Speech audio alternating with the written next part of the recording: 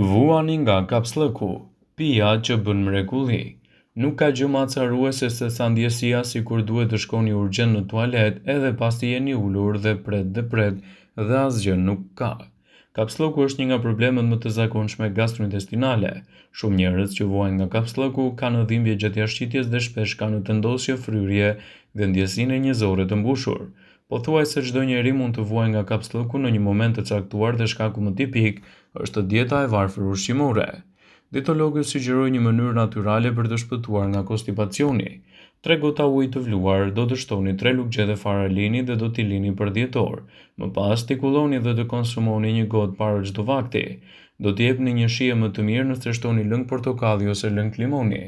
Mund ta përdorni për një javë me radhë sa herë që vuani nga konstipacioni dhe kështu do të ndihmoni në tretjen më të mirë të zorëve dhe do të evitoni gjithashtu edhe problemet të konstipacionit, citon Daily Mail.